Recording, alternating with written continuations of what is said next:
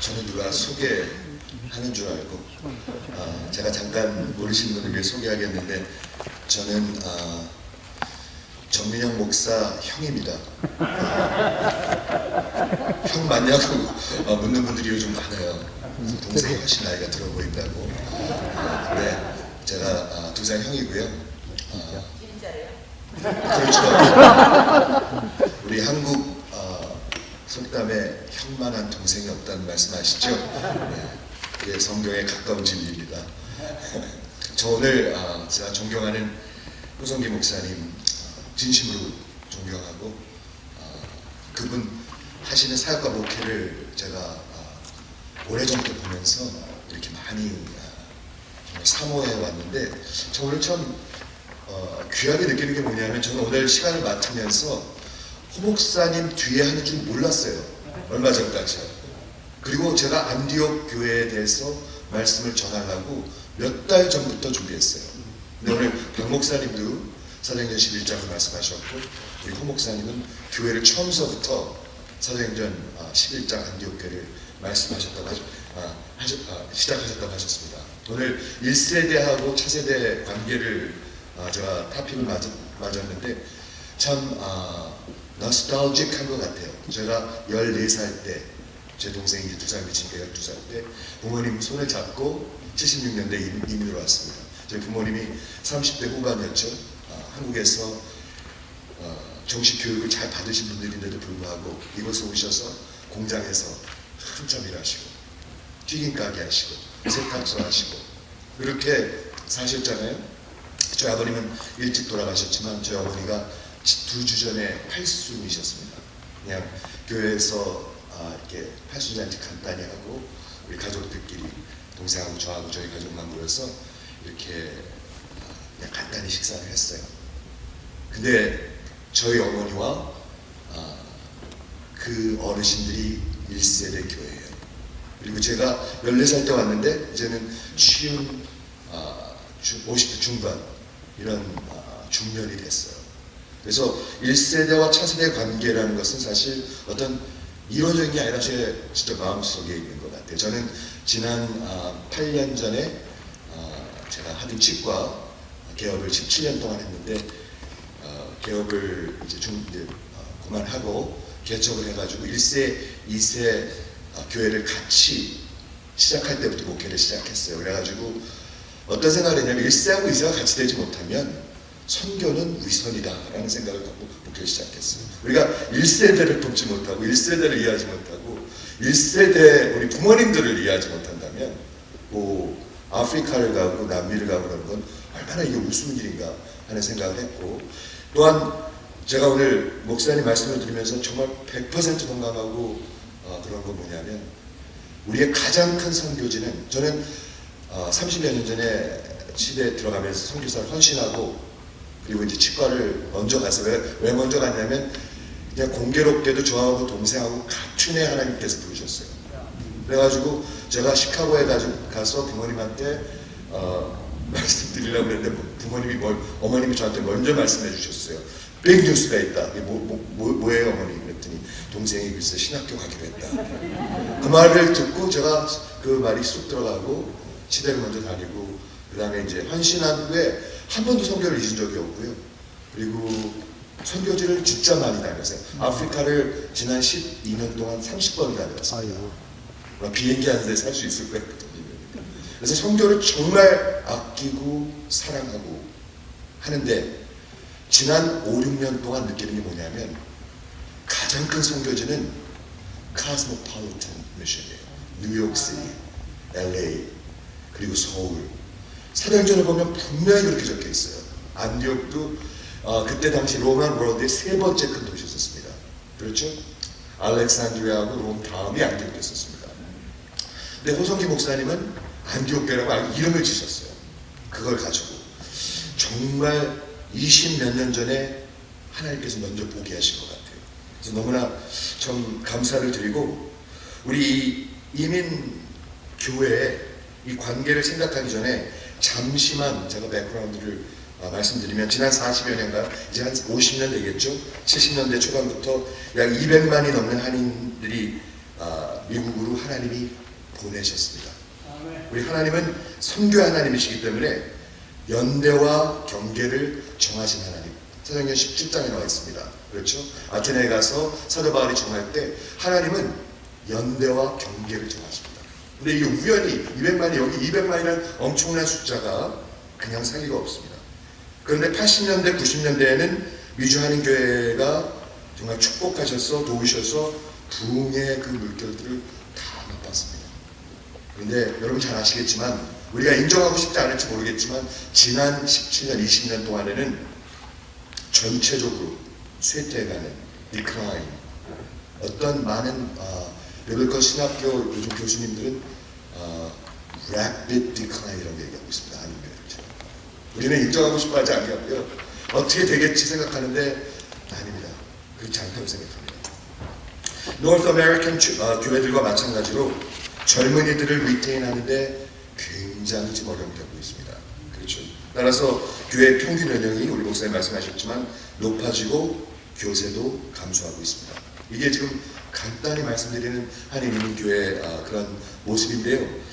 여기에 더 할 게 있어요. 뭐냐면 지금 미국이 상당히 급격히 변해가는 그런 revolution, 혁명을 지나가고 있습니다. 여러분 다 느끼시고 계시는데 이렇게 어떻게 can't really put your finger on it. 그게 뭐냐면 moral sexual revolution입니다.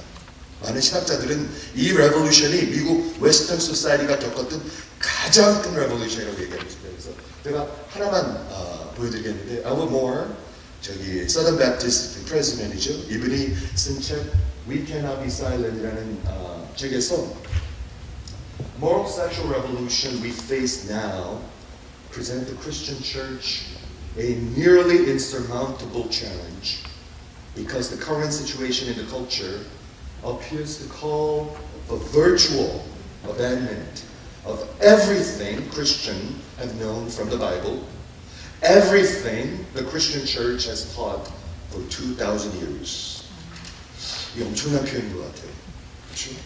정말 엄청난 표현이라고 아니할 수 없는 게 오늘날 우리가 겪고 있는 지금 지나가고 있는 우리가 살고 있는 미국 서구 문화의 도덕적 성적 혁명은 교회가 감당할 수 없는 거의 감당할 수 없는 어려운 위협과 도전을 가져오고 있습니다. 왜냐하면 현재 우리가 겪고 있는 이 상황은 우리 크리스천들이 성경에서 알았던 모든 것을 다 abandon, 다 버리기를 요구하고 있고 크리스천 교회가 지난 2000년 동안 가르친 모든 것을 다 abandon하라고 요구하고 있습니다. 이거는 적은 일이 아닙니다. 처음 우리가 이건 아시겠지만 evolution과 creation은 절대로 하나가 될 수 없는 incomparable한 세계관입니다. 완전히 이거는 다른 것입니다. 그렇죠? 그리고 지금 남자와 여자, gender confusion, 그렇죠? 그러므로 인간 사회의 가장 기본적인 인스티튜션, 결혼의 정의가 없어지고 있습니다. 남자인가? 여자인가? 아니면 중간인가? 그렇죠? 성경에서 define하는 죄와 그리고 도덕성 이런 게 다 흐트러지고 있습니다. 그 결혼과 하나님의 그 말씀을 통해 가지고 그 결혼을 통한 복음과 그리스도와 교회 그 하나님의 그 뜻이 다 무너지고 있습니다. 여러분 창조가 없으면 구속도 없습니다. 창조가 없으면 심판도 없습니다. 창조가 없으면 아무것도 없습니다. 그렇죠? 근데 지금 우리가 살고 있는 서구 문화의 가장 파운데이션이 그런 atheistic 그리고 moral sexual revolution 가운데 지나가고 있습니다. 이런 컨텍스트에서 우리 한인교회만 생각할 것이 아니라 저는 우리가 살고 있는 이 cultural 컨텍스트를 무시할 수가 없는 거잖아요. 그렇죠? 우리 지금 미국에 살고 있지 한국에 살고 있는 게 아니잖아요. 우리가 눈을 돌려야 할 때가 분명히 온 것 같아요. 그래서 오늘 저기 사도행전 11장 19절에 제가 요번 연초에 사도행전을 강의하다가 정말 눈에 띄는 것을 한번 소개해 드리려고 합니다. 한번 먼저 읽을게요. 때 스데반의 일로 일어난 환란을 인하여 흩어진 자들이 베니게와 구브로의 안디옥까지 이르러 도를 유대인에게만 전하는데 No one except Jews. 그 중에 구브로와 구레네 몇 사람이 안디옥에 이르러 헬라인에게도 말하며 주 예수를 전파하니 주의 손이 그들과 함께 하심에 수다 한 사람이 믿고 죽게 돌아오더라. 아멘. 여러분 잘 아시는 대로 안디옥 교회의 시작입니다. 안디옥은 당시 로만 월드에서 세 번째로 큰 도시였습니다. 굉장히 의미가 있는 것 같아요. 로마, 알렉산드리아, 그 다음에 안디옥이었습니다. 카스모폴리탄 시티. 근데 사도행전을 읽어보면은요, 자꾸 읽으면 읽을수록 에베소도 그런 도시였고, 고린도도 그런 도시였고, 그렇죠? 이 안디옥도 그런 도시였고, 다 가이사라도 그런 도시였고, 다 카스모폴리탄 시티였습니다. 근데 지금 우리가 살고 있는 이 미국, 뉴욕, LA, 휴스턴, 애틀랜타, 시카고, 댈러스를 빼먹었는데 댈러스 놓게 되겠죠? 댈러스, 다 이게 카스모폴리탄 시티입니다. 굉장히 의미가 있는 것 같아요. 그런데 여기서 뭐를 볼 수가 있냐면 사도행전 11장은 10장 11장의 그 고넬료의 얘기를 통해 가지고 하나님께서 첫 번째로 이제는 구원의 역사가 유대인에게서만이 아니라 이제는 이방인에게로 officially 이제 그 구원의 역사가 옮겨가는 것을 말씀하신 다음에 바로 이 사건이 일어난 것입니다.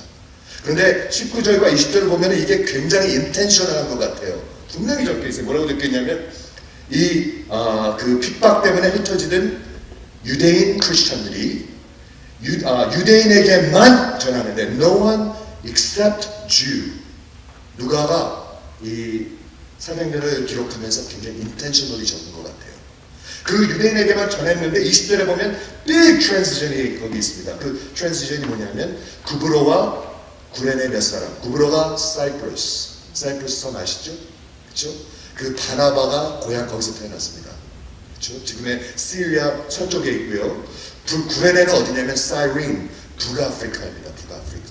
거기서 자라난 예수를 믿는 디아스포라, 헬레니스틱 유대인 크리스천들이 복음을 전하는데 생각할 수 없는 일을 시작하는 것입니다. 이때 당시 아까 박 목사님이 이미 말씀하셨지만 유대인들이 이방인들이랑 같이 릴레이트 할 수 있는 것도 생각할 수가 없는 일을 하나님은 이때 트랜지션 하십니다. 그래서 구레네 몇 사람이 안디옥에 이르러 헬라인에게도 말하니 주 예수를 전파하더라. 그냥 보면은요 별로 그렇게 중요하지 않아 보이는데 제가 생각하기에는 어쩌면 교회사에 기독교사에 획을 긋는 순간이 아닌가 하는 생각을 해봅니다. 역사적인 트랜지션입니다. 구약에서부터 신약교회 이르기까지 거의 predominantly 다 유대인이었습니다. 그렇지만 하나님의 계획은 그게 아니었죠. 처음서부터 열방을 향해서 온 세계를 향해서 복음을 전하는 것이었는데 바로 이 순간에 그 용기 있는 성령의 인도하심에 순종한 헬레니스틱 그 디아스포라 Jewish 크리스천들이 순종함으로 말미암아 안디옥이라는 교회가 생긴 것입니다. 그런데 이게 왜 중요하냐면요, 하나님이 그 구원의 역사를 이루기 위해서는 예루살렘에서 그 오퍼레이션 센터를 더 이상 하실 수가 없었을 것입니다.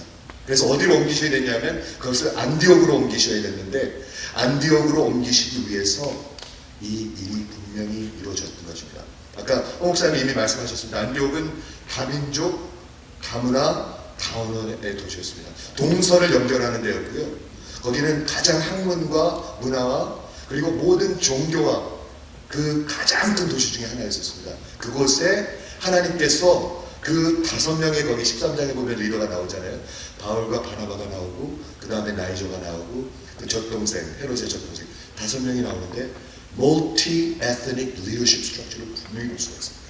즉 그 교회의 그 메이크업이 뭐냐면 분명히 유대인들뿐만이 아니라 유대인과 이방인이 하나가 되는 거예요. 제가 시간이 오늘 내일 세미나가 있기 때문에 같이 대화를 나눴으면 좋겠는데요.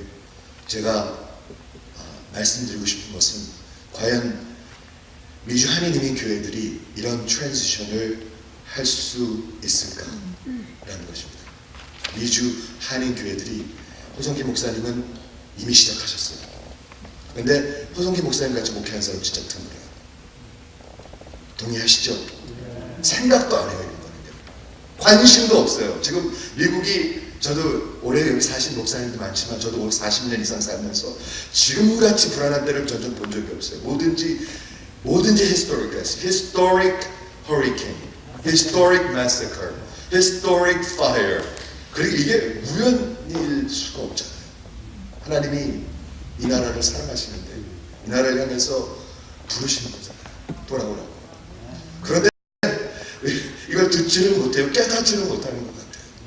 그렇죠?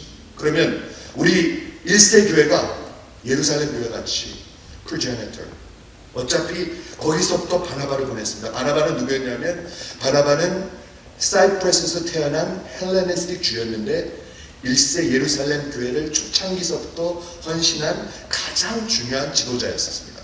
그런데 안디옥 교회가 출생했을 때 예루살렘 교회는 누굴 보냈냐면 가장 뛰어난 지도자 바나바를 보냈습니다. 그래가지고 바나바가 그곳에 가서 아까 박 목사님이 이미 말씀하셨지만 하나님의 은혜를 보고 거기서 열심히 가르치면서 누굴 데리고 오냐면 바울이 데리고 옵니다. 그래서 바울과 바나바 팀이 안디옥 교회를 세워나가게 된 것입니다. 과연 1세 교회가 안디옥 교회 같은 2세 교회를 위해서 가장 중요한 인적 자원과 물적 자원을 줄 수 있을까? 저는 이런 트랜지션을 한번 외쳐보고 싶습니다. 그리고 2세들은 무엇을 해야 되는가?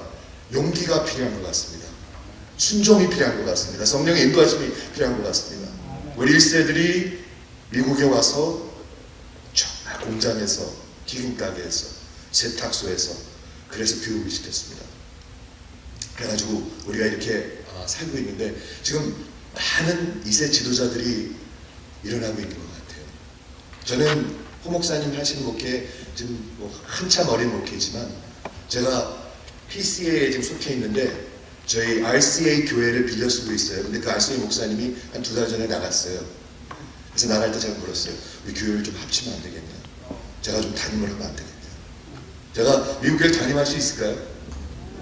한번 그렇게 가능할 것 같으면 마음에 주시겠습니다.